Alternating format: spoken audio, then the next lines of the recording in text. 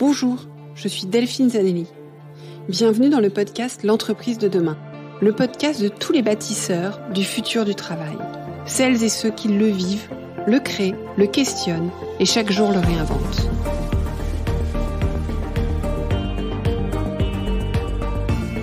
Une entreprise plus vertueuse et soucieuse de son impact social pour une société meilleure.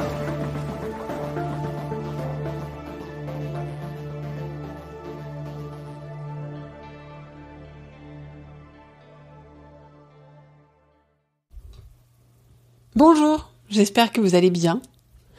Vous le savez, je suis convaincue que de l'impact de nos pratiques managériales et donc de notre leadership sur chacun, sur nos organisations et sur la société.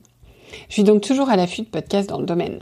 Et je voulais vous parler aujourd'hui d'un podcast que j'ai découvert récemment, le podcast Positive Leadership de Jean-Philippe Courtois. Jean-Philippe est vice-président exécutif chez Microsoft et il a créé ce podcast il y a maintenant presque 1 an et demi pour partager les leçons de leadership de certains des plus grands leaders de notre époque. Et il nous donne ainsi accès à des leaders que personnellement je rêverais d'interviewer, comme Satya Nadella de Microsoft forcément, comme Mo Gawdat, comme Kevin Johnson de Starbucks, comme Arianna Huffington. Alors bien sûr, tous ces interviews-là sont en anglais, mais très faciles à écouter. Et puis, il nous propose aussi, bien évidemment, des interviews en français, avec par exemple Hubert Joly, qui a écrit L'entreprise d'une affaire de cœur, je vous en avais parlé, j'aime beaucoup, comme Pierre Dubuc d'Open Classroom aussi. Bref, allez le découvrir, ça va vous plaire, je vous mets le lien dans les notes de l'épisode. Et venons à l'épisode du jour. Alors, l'épisode du jour, c'est aussi avec un leader que vous allez beaucoup apprécié. C'est une conversation que j'avais à cœur de vous partager depuis longtemps, mais Kevin Bouchareb, mon invité, et moi avons eu beaucoup de mal à synchroniser nos agendas. Donc Kevin est directeur futur du travail chez Ubisoft et il partage aujourd'hui avec nous sa vision des mutations du travail en cours. Alors c'est un épisode qui est garanti sans aucune langue de bois, mais très étayé, argumenté et éclairant. Kevin nous propose de voir les mutations du travail en cours comme l'opportunité de faire les choses en mieux. Il nous invite d'ailleurs par rapport à ces mutations à toujours évaluer le côté risque-opportunité, à être un peu audacieux.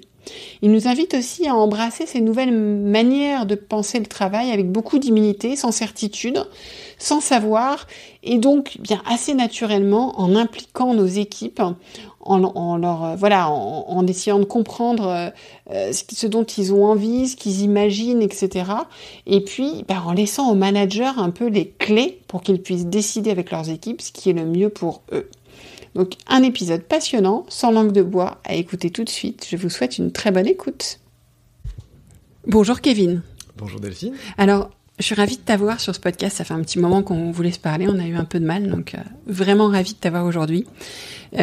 Pour commencer, Kevin, je vais te proposer de te présenter à nos auditeurs et nos auditrices. Très bien. Je te remercie beaucoup pour ton invitation, Delphine. Et en effet, malgré les aléas de la vie, je trouve qu'on a enfin réussi à pouvoir faire ça bien. Et ça me ravit puisque j'apprécie beaucoup l'approche que tu as et le fait que ça s'inscrive dans une succession d'occasions qu'on a eu pour pouvoir se rencontrer dans des moments où je suis intervenu de manière, comme tu le sais, assez...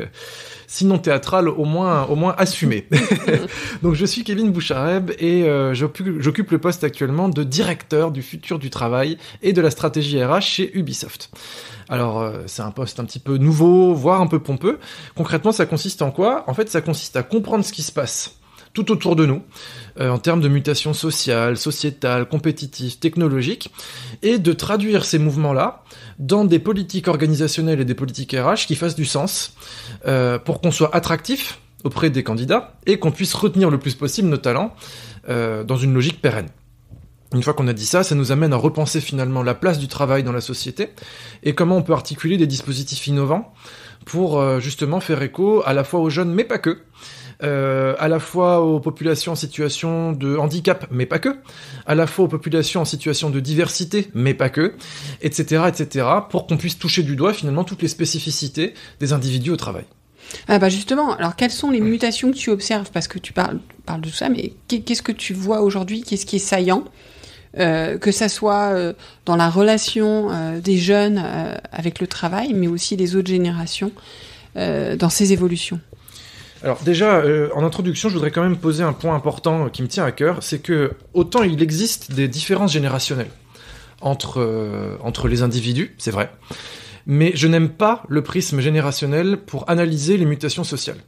Je pense qu'aujourd'hui, quand on prend l'exemple du télétravail ou de la flexibilité, on a tendance à faire de gros raccourcis, on les entend beaucoup, en disant les jeunes veulent de la flexibilité, les jeunes veulent plus de télétravail. Déjà, il faut regarder les statistiques, c'est faux. Et deuxièmement, effectivement, la nouvelle génération peut se montrer être le porte-voix ou la porte-voix d'un certain nombre de mutations, c'est vrai. Là où les anciennes générations pouvaient penser exactement la même chose, mais peut-être pas forcément les dire aussi fort ou avec autant d'énergie. Mais pour autant, la réalité des aspirations au travail me paraît transgénérationnelle. Donc ça, c'était un point de contexte que je voulais poser déjà de base, parce que ça évitera de tomber dans des raccourcis un peu idiots, et surtout pas tout à fait vrais. Alors, je t'avoue que c'est quelque chose que je partage amplement. je te remercie. Alors, quel est le diagnostic qu'on peut faire globalement sur ces fameuses mutations sociétales, technologiques, compétitives ? Premièrement, et ça c'est un point que je prends souvent en introduction des différentes conférences dans lesquelles j'ai la chance d'intervenir, c'est que j'ai un ancrage littéraire, et donc j'aime bien me référer, moi, au théâtre, à la poésie, à la littérature. Et quand on se réfère à ça, dans le théâtre classique, il y a une règle que tous les lycéens connaissent par cœur, qui est la règle des 3 unités. Unité de temps, unité de lieu, unité d'action. Bon, et bien cette règle des 3 unités, elle pouvait assez bien définir ce que j'appelle la comédie professionnelle finalement depuis très longtemps. Unité de lieu, c'est la plus évidente, c'est celle qui postule que pour exercer son travail, pour montrer qu'on l'a exercé, il faut qu'on soit quelque part. Ensemble, il faut qu'on voit qu'on l'ait fait. Cette unité de lieu trouve son paroxysme, je dirais, dans la culture de bureau. Quand on pense au métier du savoir, qui s'articule autour de ce bureau, et finalement tout le travail qui a été fait avant, après les horaires de travail, en dehors du bureau, ça comptait pas vraiment. Bon, allez dire ça au sportif que je suis, qui trouve ses meilleures idées sous sa barre de squat, je vous assure que c'est une idiotie sans nom. Cette unité de lieu, elle a évidemment explosé à l'aune du télétravail, et me paraît aujourd'hui totalement obsolète. L'unité de temps, qui fait déjà un petit peu plus débat, et qui est un peu moins visible, qui est celle de se dire que justement, vu que le bureau n'est plus l'unité essentielle de l'exercice du travail, qu'en est-il d'une unité de temps ? Peut-on se réapproprier son temps de travail par rapport à ses préférences personnelles ? C'est un point important. J'ai eu des débats houleux avec certaines personnes qui comprennent absolument pas cette notion et qui consiste à dire que, pour eux, le travail doit s'exercer dans un temps commun pour faciliter les échanges. Cette intuition est vraie. C'est vrai que le fait d'avoir un temps commun de travail permet de faciliter les échanges. En revanche, elle nie une réalité fondamentale, qui est celle qu'on n'est pas tous égaux face au temps de travail. Il y a des gens qui travaillent plus vite que d'autres. Il y a des gens qui sont très bons le matin et d'autres qui sont très bons le soir. Et surtout, au-delà des préférences personnelles, il y a des réalités sociales qu'on a niées pendant des années et qui s'imposent à nous aujourd'hui.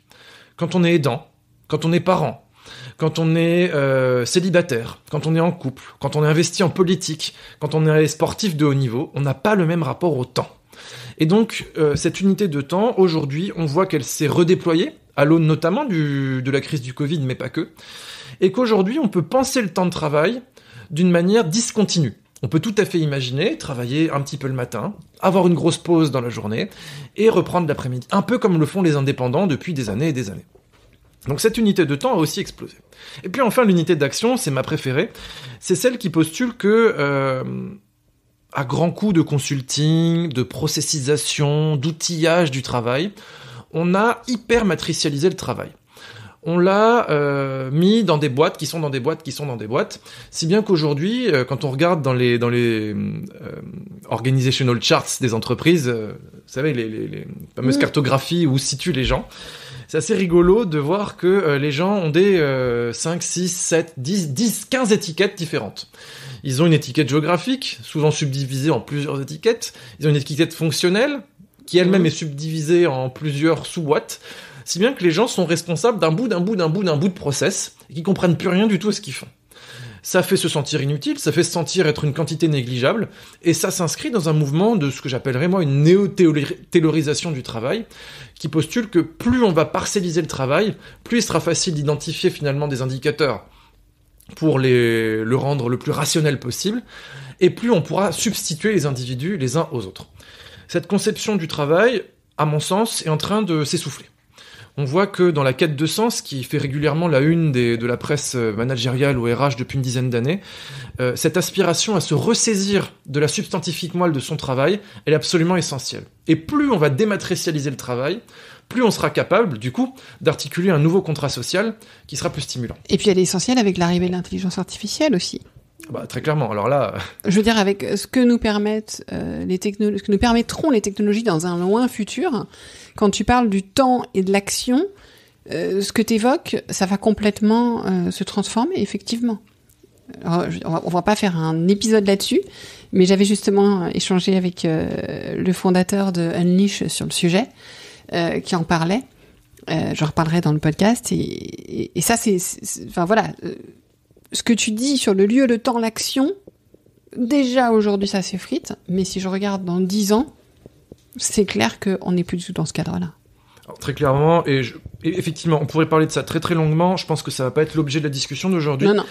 Mais par contre, pour faire une petite ouverture, ça doit aussi nous interroger au niveau du contrat social, je dirais, plus citoyen et politique que ça préfigure. Tout à fait, ouais, tu as raison. Quand tu parles de la place point. de l'IA dans le travail et dans la société, très clairement, on s'oriente probablement vers des modèles dans lesquels le temps de travail va probablement se raccourcir. Si on voit dans le cadre des débats sur les retraites aujourd'hui qu'on doit travailler probablement avec des gens de plus en plus âgés, ça doit aussi nous interroger sur la place de ces personnes dans la société et dans l'entreprise, et du coup dans le rapport au temps et dans les lieux de travail que ça va articuler. Mais tu sais que quand la semaine de 4 jours, on commençait à en parler à l'époque de Welcome to the Jungle, on m'avait contacté pour le podcast en me disant c'est un super truc pour les jeunes. Je dis non, mais c'est aussi un super truc pour les plus de 50 ans. Très clairement. Parce qu'en fait, enfin plus de 50... peut-être plus de 60, j'en sais rien, peu importe, on s'en fout. C'est juste que même à partir de 40 ans, les gens ont envie d'avoir des seuils d'activité. Ça commence maintenant à 20 ans. Mais je veux dire, ces rythmes, ils sont intéressants pour des tas de raisons pour tout le monde. Alors je ne dis pas qu'aujourd'hui c'est faisable partout, et tu dis que les technologies vont nous aider, et je pense que c'est fondamentalement vrai, et on va avancer sur le sujet. Mais en tout cas, voilà, et je reviens à ce que tu disais au départ, attention à ce prisme des jeunes parfois, pour expliquer les tendances qui sont beaucoup plus profondes, même si les jeunes en sont porte-voix. Tout à fait. Bah, écoute, c'est une bonne synthèse, je pense, pour passer à la suite. Parce que là, on a vu effectivement, je dirais, les différentes unités, les attributs du travail classique qui volent en éclats. Tout ça, c'est sous couvert de quelque chose qui aussi me tient beaucoup à cœur parce que je l'ai expérimenté moi-même. Et dans mon rôle de prof dans un certain nombre d'écoles, c'est quelque chose qui me revient systématiquement. C'est vraiment cette contestation de la subordination au travail de manière générale. Je suis absolument convaincu que la subordination, en particulier à la française, n'est plus le cadre positif, stimulant, qui permettra de justement répondre à ces aspirations. Si je devais résumer, la subordination en fait à la française, elle s'articule autour d'un certain nombre d'attributs. La première, j'en ai déjà parlé, c'est la prescription des lieux, des horaires de travail et des conditions d'action du travail. On l'a déjà vu. Il y a un autre point qui fait beaucoup plus polémique et que j'assume, et que mes étudiants assument de plus en plus, c'est la prescription de son environnement de travail, à commencer par ses collègues. Alors, je vais sûrement choquer un certain nombre d'auditeurs, mais j'ai dit ça moi-même en tant que jeune diplômé, et mes étudiants le disent de plus en plus. Non, je n'ai pas envie d'aller au travail parce que la plupart de mes collègues m'insupportent. Ouh là là, qu'est-ce que je viens de dire ? Oui, je mets à mal le contrat social, disons...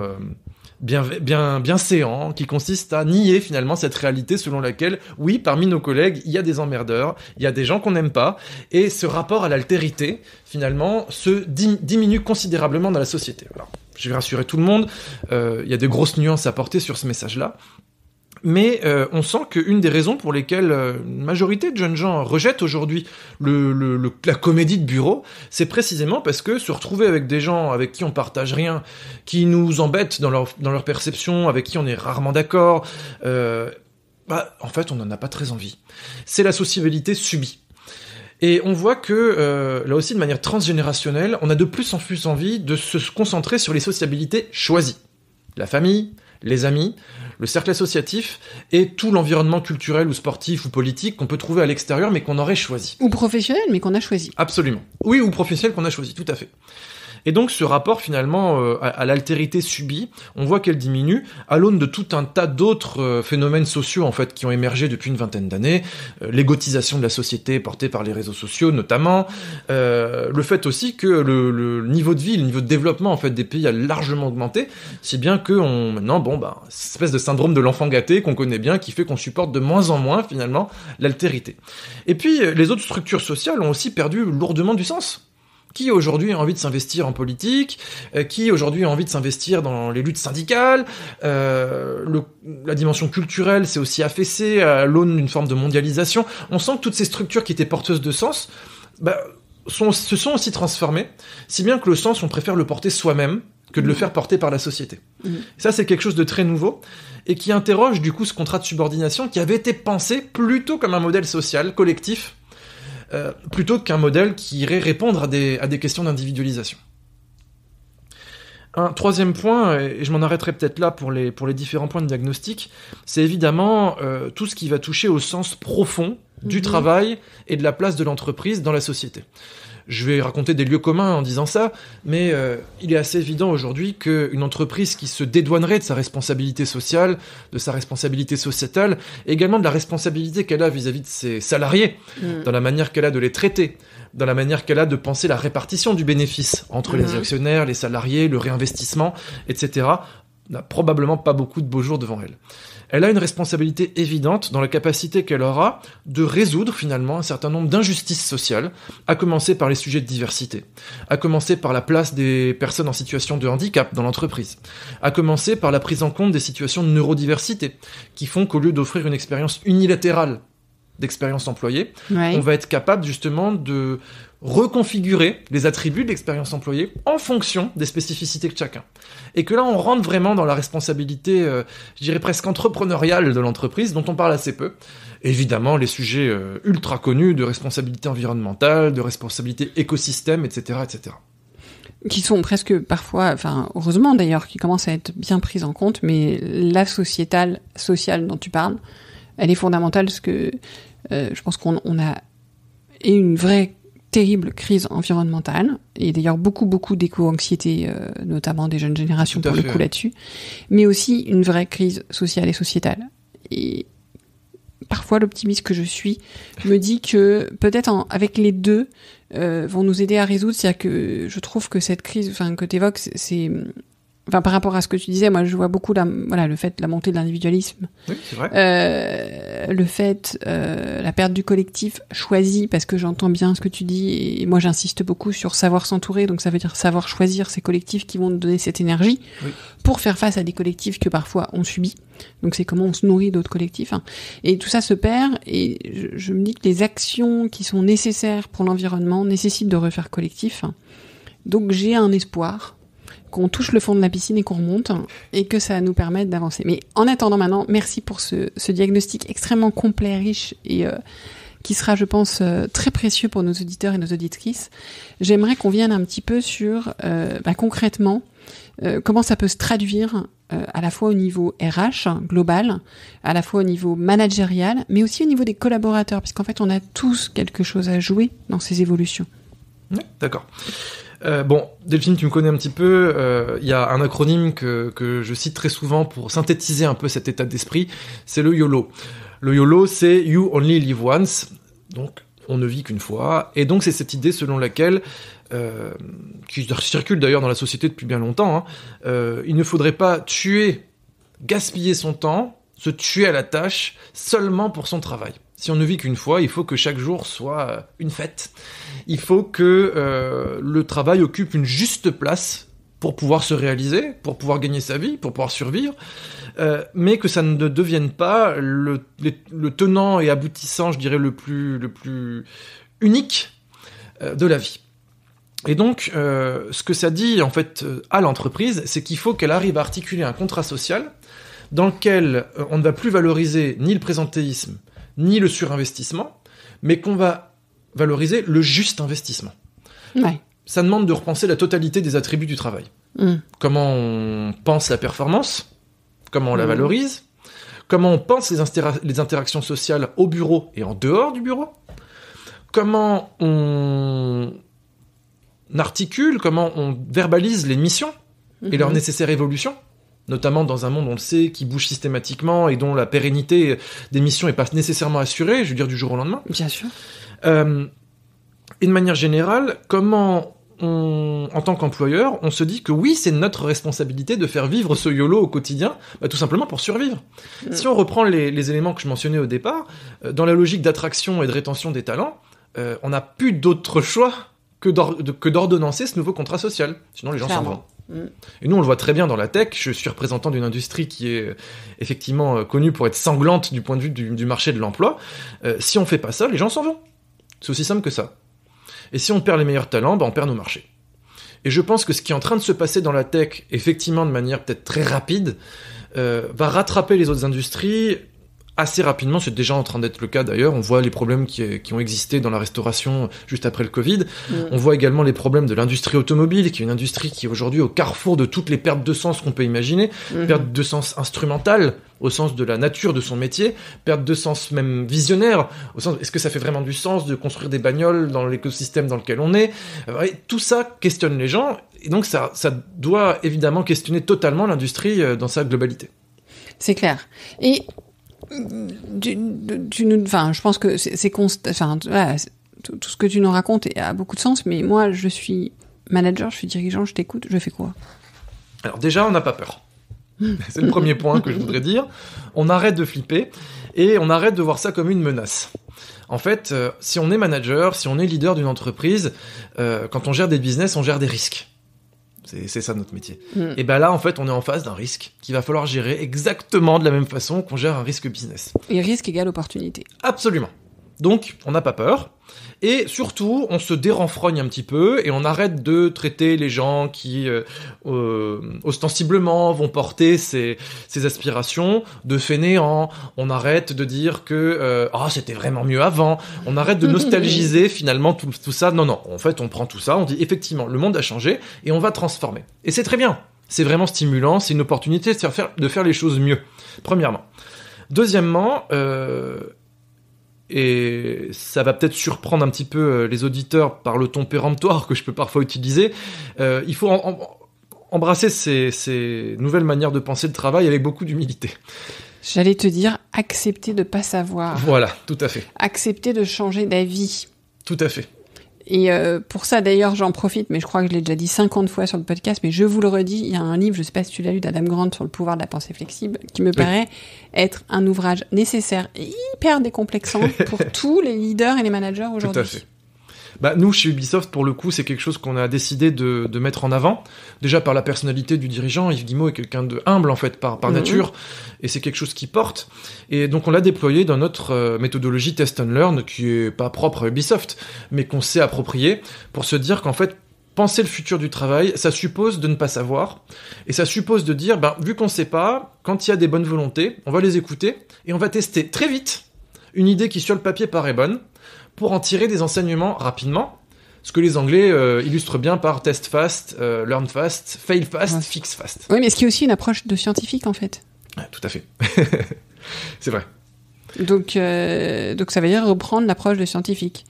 On essaye, on observe, on fait des expériences, et du coup, on est prêt à changer d'avis parce qu'on est prêt à ce que les expériences nous surprennent, disent l'inverse de ce qu'on pense. Exactement, et ça suppose de ne pas avoir de certitude, justement, sur comment les choses fonctionnent. Ouais, et dans un monde où on nous dit que le futur, c'est d'apprendre à apprendre, c'est ça, quoi. On désapprend, on se met dans l'inconfort, on y va.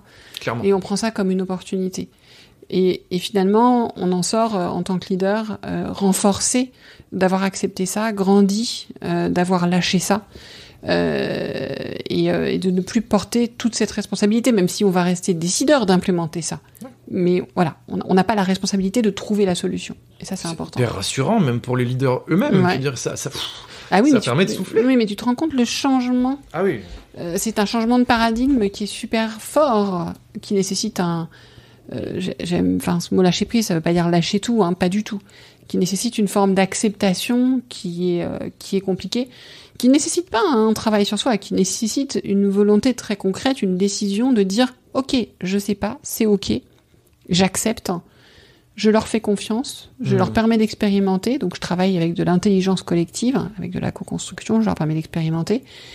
Et en fait, mon métier de leader, c'est de leur permettre ça, c'est pas de leur donner la solution. » Tout à fait. Et je pense qu'on parle beaucoup de ça depuis des années, mais on n'a jamais été autant en situation de le faire. Oui, c'est vrai. Et la complexité du monde nous a jamais autant obligés à le faire. Clairement. Clairement, et déjà ça me rassure beaucoup ce que tu dis, et je le partage 1000 fois. Je pense que quand on voit, je crois que c'était le Point qui avait fait je sais plus quel hebdo. Oui, la fin d'ambition. Sur la fin de l'ambition, c'est ça. C'était les Nouvelles Obs. Nouvelle Obs, merci. Qui dit finalement, les jeunes veulent plus devenir managers parce que ça leur plaît pas, parce que c'est trop de pression, parce que ci, parce que ça. Si on est capable de finalement démontrer des nouveaux rôles modèles de leaders qui assument de ne pas savoir, qui se montrent vulnérables en public, qui disent oui je me suis planté là-dessus et je vais vous raconter comment je me suis planté et ce que j'ai appris, ça va rassurer pas mal de monde en fait. Ils vont se dire ouais j'ai peut-être une place en tant que futur leader ou en tant que futur manager parce que justement il y a cette place à la vulnérabilité plutôt qu'une espèce d'omniscience prétendue qui d'ailleurs est totalement fausse, qui n'a jamais été et qui a jamais vraiment mobilisé qui que ce soit. Mais d'ailleurs par rapport à ce que tu dis, je voulais revenir sur la une dont tu parlais parce que le Point a aussi fait une une dans à peu près le même moment. Sur eux, c'était le fait de retrouver le goût de l'effort. Ah oui. Et puis, on a eu aussi Society qui a fait une sur la fin du travail. Et en fait, j'ai trouvé tout ça extrêmement déprimant. Parce que, alors bon, quand on va lire entre les lignes, c'est beaucoup moins déprimant que ça, mais j'ai trouvé que j'en voulais un peu à cette presse de faire des unes provoques qui font passer le sentiment qu'en fait, plus personne n'a envie de rien. Alors que moi, j'ai plein de jeunes auditeurs au micro du podcast qui sont, et pas que jeunes d'ailleurs, je veux dire tous les auditeurs, tous ceux qui nous écoutent, je les rencontre, je leur parle. C'est des gens qui ont une volonté, une envie, une humilité, une générosité dans leur approche qui est absolument dingue, qui croient, qui ont envie de construire ce futur. Et il y a ni de manque d'ambition, ni de manque de volonté, ni de manque de goût de l'effort, ni de dire que tout est fini. Donc je voulais vraiment en profiter pour rebondir là-dessus. Et c'est vrai que c'est un petit peu la tendance des épisodes que vous allez entendre sur les semaines qui viennent. Pour moi, c'est ne croyez pas tout ce que vous lisez dans les journaux. Voilà. Même si la presse fait un travail hyper important, c'est nécessaire. Et quand vous lisez, quand vous fouillez, c'est hyper complet. Sauf que si vous lisez que les titres, ça dévie vite, quoi.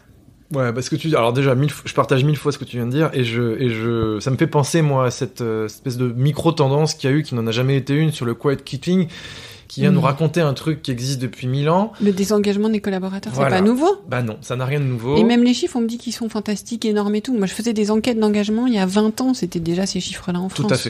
Tout à fait. Bon, ça a peut-être augmenté de quelques pourcents, mais enfin bon, c'est... C'est possible que ça ait un petit peu augmenté, mais il faut faire attention à ce qu'on lit et les espèces d'effets d'halo que ça peut créer ou d'urgence absolument à agir. Il faut parfois savoir raison garder. En revanche, sur la dimension managériale dont on parlait juste avant, oui. Il y a un point sur lequel je voudrais revenir, qui me paraît très important, très structurant, en particulier dans les entreprises françaises. Ça, j'ai pu le constater dans mon ancienne carrière de consultant, parce que j'ai eu l'occasion d'aller dans plusieurs entreprises. C'est que le test and learn suppose, on l'a dit, de ne pas savoir, et donc d'accepter de prendre les bonnes volontés d'où qu'elles viennent, et puis de les tester quand elles font du sens.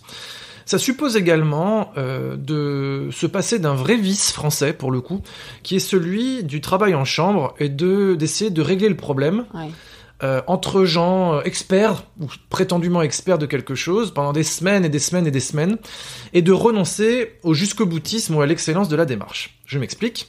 J'ai porté chez Ubisoft un sujet qui s'appelle le Work from Anywhere, qui va permettre à nos employés de pouvoir passer jusqu'à 20 jours par an dans n'importe quel pays de l'Union européenne, à condition qu'ils fassent partie eux-mêmes d'un pays de l'Union européenne et qu'ils aient la nationalité d'un pays de l'Union européenne, pour des raisons fiscales, juridiques, etc. Exactement, qui s'expliquent. Très bien.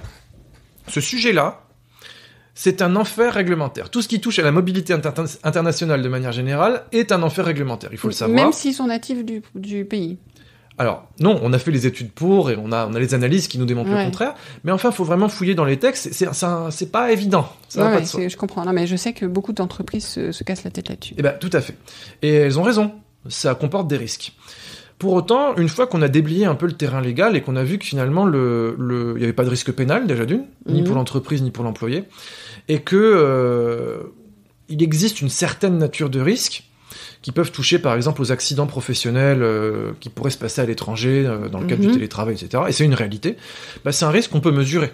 À partir du moment où il est ni légal, il n'engage pas la sécurité du collaborateur, c'est un risque qu'on peut financiariser. Et en fait, c'est un risque qu'on peut prendre au niveau RH, au même risque que n'importe quel risque business qu'on prend constamment. Là, c'est intéressant. C'est un risque qui coûtera beaucoup moins cher que planter un projet au niveau business, et qui peut rapporter beaucoup plus du point de vue de l'engagement des collaborateurs et de ce que ça leur offre. Et je peux en témoigner, on a plusieurs centaines de collaborateurs qui ont utilisé ce nouveau bénéfice, en fait, qui a été introduit à l'été, et qui nous ont beaucoup remerciés parce que ça a changé leur vie. Ça leur permet vraiment de passer un temps beaucoup plus long auprès de leurs proches quand ils habitent à l'étranger, ou de donner corps à cette aspiration qui pour le coup est assez présente dans la société, une forme de digital nomadisme, qui est de se dire que c'est tellement dommage de devoir attendre nos 5 semaines de congés payés par an pour aller visiter des pays étrangers, alors qu'on a de si belles régions à découvrir, soit en France, soit dans les pays qui nous sont voisins, et qu'on peut le faire tout en travaillant. Et puis ça a un impact sur l'environnement, parce que quand t'as de la famille, quand t'es natif de l'étranger, que t'as de la famille à l'étranger, que tu peux aller passer du temps plutôt que faire un aller-retour plein de week-ends, en avion, c'est pas négligeable. Hein. C'est pas du tout négligeable. Alors ça, pour le coup, on l'a pas mesuré, mais je pense que c'est vrai. Mais ça fait partie des choses, puisque je sais que c'est une problématique pour des gens très engagés sur l'environnement, qui ne veulent plus prendre l'avion et qui en même temps ont de la famille à l'étranger. Et qui donc cherchent à limiter, et ben voilà, je trouve que c'est une solution pour limiter aussi. C'est vrai. Ou si on pense ça sur des temps plus longs, effectivement, on a des collaborateurs qui font les 18 heures de train, par exemple, reliant les différents pays européens, en disant je vais prendre ce temps parce que je vais travailler dans le train, les trains sont équipés. Fantastique. Et ils disent moi je bosse super bien dans le train, ça me pose pas de problème, et en même temps je regarde les paysages qui sont autour de moi, puis j'arrive à destination 12 heures, 18 heures plus tard. Mais ça, tu vois, c'est le lieu de travail. C'est un truc, quand je me suis mis à mon compte il y a quelques années, j'ai rencontré, je disais que j'adorais prendre le TER et le TGV, je bossais super bien dedans, et j'ai rencontré un indépendant qui prenait le train juste pour travailler. Ouais, ça m'étonne pas. Parce qu'en fait, c'est un seul endroit, voilà, il capte, alors TER, en plus, vous captez pas, maintenant on capte un peu mieux, mais à l'époque, on captait vraiment mal. Donc pas de téléphone, rien, peut pas être dérangé. Et mais il mettait un casque, de la musique, et c'était parti. Et en fait, il avait pas de moyen de faire autre chose pendant X heures, le temps du trajet. Moi, je partage complètement. Donc tout ça, ça ouvre tous les champs de où est-ce qu'on peut travailler, comment, sur quel rythme, quand qui on est, pourquoi, voilà, ce dont tu parlais tout à l'heure. Tout à fait. Et je pense que c'est la responsabilité de l'entreprise de demain, pour reprendre le si bien nommé podcast, d'intégrer cette dimension et de se dire que c'est pas un risque. C'est vraiment un des messages vraiment très forts. C'est très intéressant ce que tu dis. À partir du moment où on n'a pas de risque pénal, c'est un risque qui se mesure, qui se qualifie, qui se financiarise, et à partir de là, on décide ou pas de le prendre. Tout à fait. Mais en tout cas, on peut avoir une politique volontariste sur le sujet, en fait. Tout à fait. Et mesurer son impact par rapport. Donc c'est hyper intéressant ça serait intéressant d'ici quelques années de mesurer aussi l'impact sur l'emploi, sur vos projets, bien sur sûr. Des choses comme ça. C'est à monitorer, c'est passionnant. C'est passionnant. Et on se trompe parfois. Il y a parfois des choses dont on pense qu'elles sont très, très stimulantes, qu'elles répondraient à une inspiration, puis en fait on voit qu'à l'usage ça prend pas. Alors ça aussi, je pense que c'est un sujet, parce que tu parles du coup d'expérience employée, de faire attention à ne pas faire un chèque en blanc, c'est-à-dire se dire on fait tout. En fait, c'est plutôt se dire qu'est-ce qu'on fait qui a une vraie signification. Mathilde Cause, que tu connais, parle beaucoup de faire du marketing, en fait, et quels sont nos personas, nos collaborateurs, et de quoi ils ont besoin. J'allais en parler des personas, justement, puisque c'est l'approche, je pense, qu'il faut développer pour répondre à ça.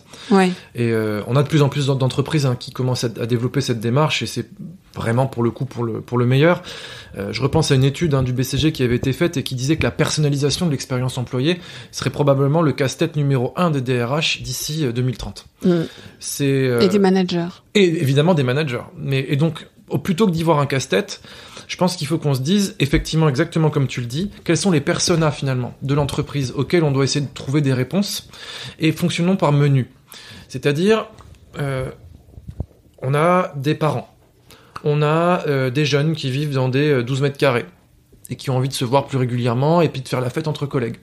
On a des personnes, je le redis, en situation de neurodiversité, pour qui prendre les transports en commun est une violence extrême qu'on ne peut même pas imaginer, tellement ça les heurte. On en a d'autres pour qui les chocs lumineux ou la lumière vive est quelque chose qui les fait baisser en performance d'au moins 50%. D'autres, ça va être le son, etc., etc., etc. Et puis il y a les introvertis, les extravertis. En fait. Tout à fait. En fait, il y a plein de choses qu'on doit regarder. Et plutôt que de dire, non, mais ça c'est pénible, c'est des enfants gâtés, non, en fait, ça produit de la violence sociale ou de la violence professionnelle, ces trucs-là. Et je pense qu'on sera capable d'articuler un nouveau contrat social si justement on tient compte de ces différences et qu'on arrive à bâtir un socle commun, puisque c'est quand même important de penser à l'équité de ce qu'on offre, tout en ayant des options de personnalisation, des menus, en fonction de ce dont on a besoin. Oui. sans chercher. Et l'idée des personnages, justement, c'est parce que là, vous allez vous dire, mon Dieu, mais si j'ai 20 réponses différentes, je deviens fou. Donc, l'idée des personnages, en marketing, on cherche pas à faire 20 personnages. On cherche à en faire 3, 4. Tout à fait. Mais qui vont pouvoir répondre à ces types de personnes majoritaires, à ces tendances. Et ce persona, il se nourrit de beaucoup de caractéristiques. Et donc, c'est un travail extrêmement intéressant et qui, je trouve, répond bien au casse-tête du manager qui se dit comment je gère l'hyper besoin d'individualisation et en même temps l'hyper besoin de collectif. Tout à fait. Tout à fait. Et d'ailleurs, je trouve que c'est une bonne transition que tu fais là, puisque c'est un débat que j'ai régulièrement, individuel versus collectif, avec tous les lieux communs qu'on peut imaginer. Le télétravail rend les gens distants, ce sont des mercenaires, ils se parlent plus, il n'y a plus de place pour le commun, sincèrement, des clichés assez imbéciles qui racontent franchement n'importe quoi, y compris les entreprises qu'on appelle remote first, c'est-à-dire qui pensent leur travail pour être fait à distance, ont tout un tas de rituels dans lesquels on fait du collectif. Il faut bien le comprendre. Donc, il ne faut pas, là aussi, penser que le futur du travail sera nécessairement individualiste. Plus individuel, probablement. Plus personnalisé, incontestablement. Mais plus collectif aussi. Est-ce que la comédie de bureau dans laquelle on était inscrit pendant des années et des années était vraiment si collectif que ça ? Est-ce que la machine à café, qu'on a sacralisée comme étant, pendant la période Covid, comme étant l'espèce de gros manque qu'on a tous su, oh là là, c'était si bien de pouvoir se voir à la machine à café. Ça produit quoi, la machine à café ? Ça produit certes des interactions tout à fait sympathiques entre collègues, mais ça produit aussi beaucoup d'exclusions. Ceux qui ne participent pas à ces pauses cigarettes, ceux qui ne participent pas à ces pauses café, sont exclus de la conversation, voire parfois exclus de l'information, qui va circuler par des canaux informels. Vive l'informel, bien sûr, vive l'informel. Mais attention aussi à la communication formelle. Attention à l'inclusivité de l'information. Et moi, je vois dans l'hybride, justement, une opportunité de dépasser les méfaits d'une culture de bureau qui, justement, pouvait se révéler toxique. Et on n'a pas attendu le télétravail pour avoir du burn-out, pour avoir du harcèlement, pour avoir tout un tas de méfaits, etc. Donc, soyons un peu raisonnables là-dessus et essayons, encore une fois, de construire un futur du travail qui soit équilibré et qui irait tenir compte, justement, de l'intérêt du présentiel pour bâtir du collectif, de l'intérêt du distanciel aussi pour bâtir du collectif, mais différemment, et de l'intérêt du présentiel pour faire, par exemple, du travail individuel plus posé, dans des salles quiet room, ce genre de choses.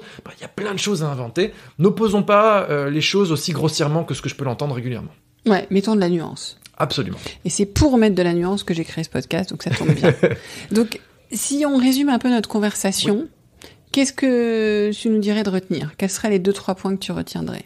Donc déjà, YOLO, You Only Live Once, ça doit transcender les générations, les genres, les industries, les métiers, pour se dire que parce qu'on ne vit qu'une fois, on doit pouvoir proposer en tant qu'employeur un contrat social qui ne soit pas basé sur l'over-travail, le sur-travail, le surinvestissement, mais de penser le travail à sa juste place, premièrement.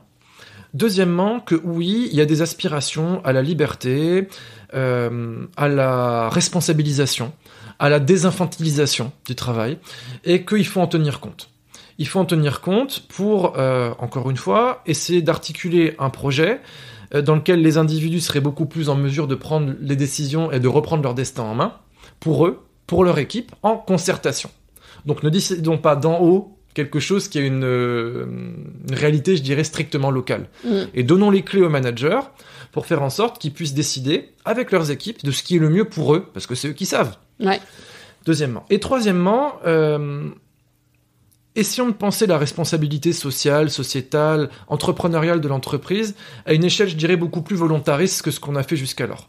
Moi, j'aime beaucoup les entreprises à mission, les Big Corp, les programmes RSE, etc. Mais force est de constater que pour le moment, ils n'ont pas donné vraiment les effets escomptés. On en est resté beaucoup à des discours. Aujourd'hui, on veut voir des actes. Et il y a des actes qui sont pas très compliqués à prendre en matière de diversité et d'inclusion, en matière de capacité à intégrer des gens qui pensent différemment, en matière de renoncer au présentéisme et au management gueulard, comme j'aime à l'appeler, ou encore dans notre capacité à déployer un vrai projet environnemental en mettant dans la fiche de poste de chaque employé, à sa propre mesure, des objectifs qui sont liés à ça. Ça, c'est possible. On a des gens comme Pascal Demurger, par exemple, à la Maïf, qui ont déployé un quadriptyque pour justement penser la performance au travers de 4 grandes dimensions, au premier rang desquelles on va trouver la responsabilité sociale et sociétale. Donc on peut le faire, ça. Il faut être courageux et il faut surtout ne pas avoir peur. Merci beaucoup, Kevin. Avec grand plaisir, Delphine. Merci pour l'invitation et à très bientôt. À bientôt. Merci pour votre écoute. J'espère que l'épisode vous a plu. Faites-le moi savoir en laissant des étoiles et des commentaires sur Apple Podcasts. Cela me permet de le faire connaître, le podcast, et m'encourage à le poursuivre. Rejoignez-moi également sur le groupe LinkedIn L'Entreprise de demain pour échanger avec d'autres auditeurs, proposer des invités.